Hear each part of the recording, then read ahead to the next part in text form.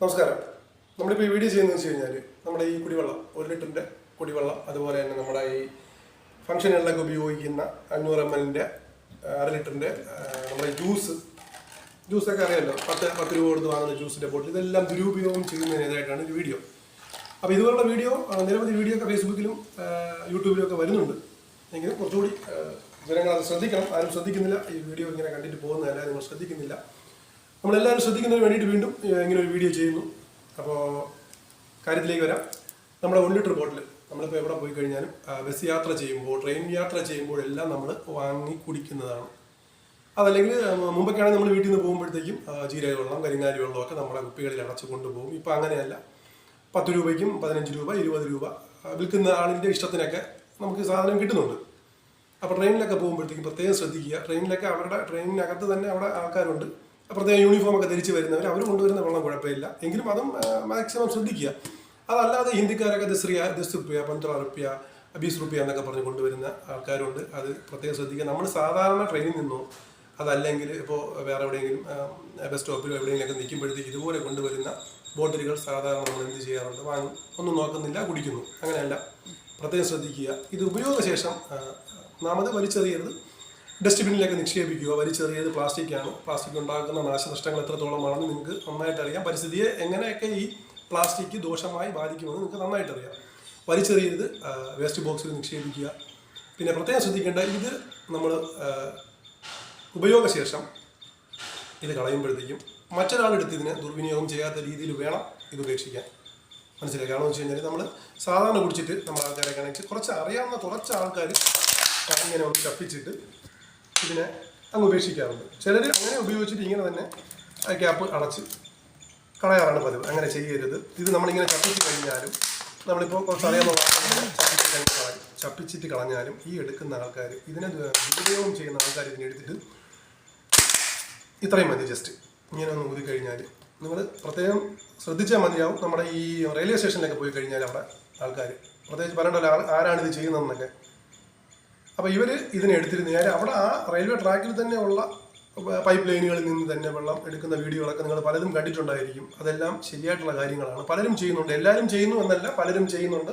ഇവർ ഈ ബോട്ടിൽ കൊണ്ടുപോയി ജസ്റ്റ് ഒന്നിങ്ങനെ ഊതി വീർപ്പിച്ചാൽ മതി. കാരണം നമ്മൾ ഒരു പ്രാവശ്യം ഉപയോഗിക്കുന്നുള്ളൂ, ഒറ്റ പ്രാവശ്യം ഉപയോഗിച്ചിട്ട് വലിച്ചെറിയണം. ആ ഒരു ലേസിങ്ങും കാര്യങ്ങളും അങ്ങനെ തന്നെ ഉണ്ടാവും. ക്യാപ്പിന് ഡാമേജ് ഉണ്ടാവില്ല. മിക്കവാറും ആൾക്കാർ ഇത് അടച്ചിട്ട് തന്നെയാണ് ഉപേക്ഷിക്കുന്നത്. മനസ്സിലായി? അങ്ങനെ ചെയ്യരുത്. ഇനി മുതൽ നിങ്ങൾ ചെയ്യേണ്ടതെന്ന് വെച്ച് കഴിഞ്ഞാൽ, ഉപയോഗം കഴിഞ്ഞാൽ ഇനി ഒരാളും എടുത്ത് ഇതിന് ദുരുപയോഗം ചെയ്യാൻ പാടില്ല. നമുക്കൊരു ആപത്തുണ്ടാകാൻ പാടില്ല. ഞങ്ങൾ യാത്ര ചെയ്യുമ്പോൾ നമ്മുടെ വീട്ടുകാർ, ഞങ്ങളുടെ കുഞ്ഞുങ്ങൾ, മക്കളെല്ലാം കുടിക്കുന്നത് ഈ വെള്ളമാണ്. പ്രത്യേകം ശ്രദ്ധിക്കുക. അതുകൊണ്ട് ഉപയോഗം കഴിഞ്ഞാൽ ഇത് വൺ യൂസാണിത്. പ്രത്യേകം ആ ബോട്ടിൽ തന്നെ എഴുതിയിട്ടുണ്ട്, ഒറ്റ പ്രാവശ്യം ഉപയോഗിക്കുന്നത്. നിങ്ങൾ ആ ബോട്ടിൽ എടുത്തു കഴിഞ്ഞാൽ എല്ലാ ബോട്ടിലും നിങ്ങൾ ശ്രദ്ധിച്ചു കഴിഞ്ഞാൽ അറിയാൻ പറ്റും. അതിൽ ബോട്ടിൽ പ്രത്യേകിച്ചിട്ട് എഴുതിയിട്ടുണ്ടാവും. ഇതൊക്കെ ഒന്ന് വായിച്ചാൽ മനസ്സിലാവും. ഒറ്റ പ്രാവശ്യം ഉപയോഗിക്കേണ്ട സാധനമാണിത്. ഇത് പല പ്രാവശ്യം ഇവർ ഉപയോഗിക്കുന്നു എന്നുള്ളതാണ്. അതിന് കാരണക്കാരൻ നമ്മൾ തന്നെയാണ്. നമ്മൾ ചെയ്യേണ്ടത് ഇത്ര മാത്രം. ഇത്രയും സിമ്പിളാണ്. ഒരു ഒറ്റ സെക്കൻഡ് അല്ലെങ്കിൽ മാക്സിമം 2 സെക്കൻഡ്, അത്രയും തിക്നെസ് ഉള്ള ക്യാപ്പാണെങ്കിൽ ചിലപ്പോൾ 2-3 സെക്കൻഡ് വേണ്ടി വരും.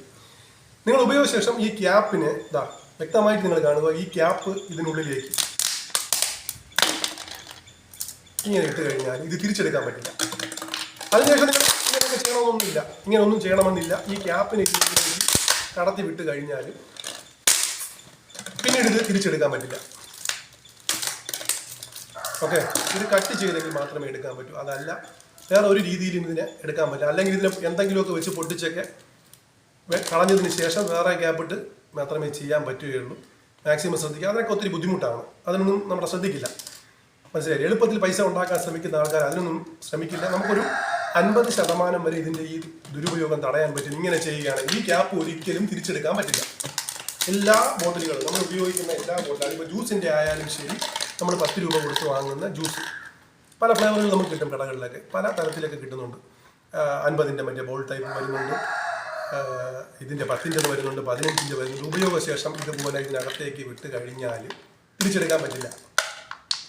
ഓക്കെ, എല്ലാം 1 ലിറ്റർ ആയാലും നമ്മൾ ഫംഗ്ഷനുകളിലൊക്കെ, കല്യാണത്തിനായാലും മറ്റ് പാർട്ടികളിലൊക്കെ 500 ml 250 ml ഒക്കെ ഉപയോഗിക്കുന്നുണ്ട്. 1000-2000 ബോട്ടിലുകളൊക്കെയാണ് ഓരോ ഫംഗ്ഷനുകളിൽ. ഒരു ദിവസം ലക്ഷക്കണക്കിന് ബോട്ടിലുകളാണ് ഇതുപോലെ നമ്മൾ ഉപയോഗിച്ചിട്ട് വീണ്ടും ഇതുപോലെ ചെയ്യുന്ന ആൾക്കാർ ആൾക്കാർക്ക് അവർക്ക് കാശ് സമ്പാദിക്കാൻ വേണ്ടി നമ്മൾ ഒരു അവസരം ഉണ്ടാക്കി കൊടുക്കുന്നത്. അങ്ങനെ ചെയ്യരുത്. ഇത്രയേ ഉള്ളൂ, സിമ്പിളാണ്. ഈ ക്യാപ്പ് എടുക്കുക, എല്ലാ ബോട്ടിലും ചെയ്യാൻ പറ്റും. നിങ്ങൾ ഫംഗ്ഷനുകളിലായാൽ നിങ്ങൾ ഉപയോഗിച്ച് കഴിഞ്ഞാൽ ക്യാപ്പ് എടുക്കുക, ചെറുതായി ഒന്ന് ചപ്പിക്കുക.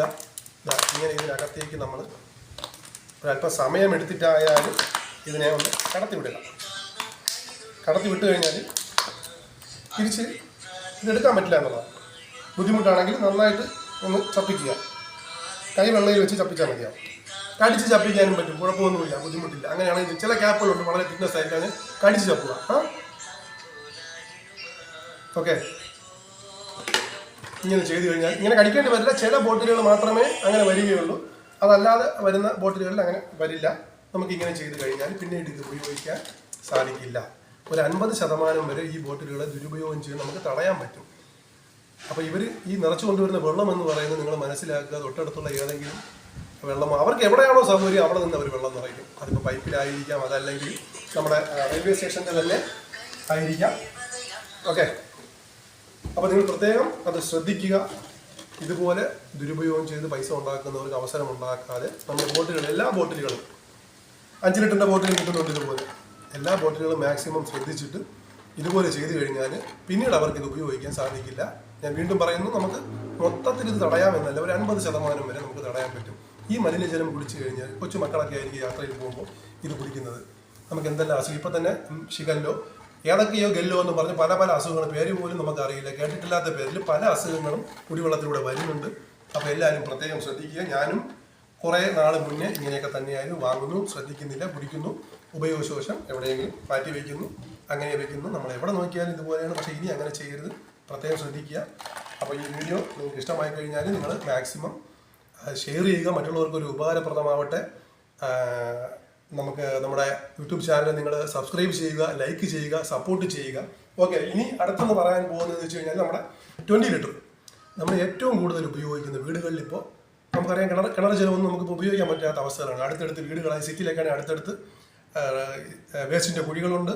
അപ്പോൾ കിണറെന്ന് പറയുമ്പോഴത്തേക്ക് വേസ്റ്റിലെ കുഴിയിൽ നിന്ന് മലിനജലം നേരെ കിണറ്റിലോട്ട് വരുന്നതുകൊണ്ട് നമുക്ക് ചൂടാക്കി പോലും ഉപയോഗിക്കാൻ പറ്റാത്തൊരു സാഹചര്യമാണ്. പിന്നെ 175% ആൾക്കാരും ഇപ്പോൾ ഉപയോഗിക്കുന്നത് വെച്ച് കഴിഞ്ഞാൽ മിനറൽ വാട്ടർ തന്നെയാണ്.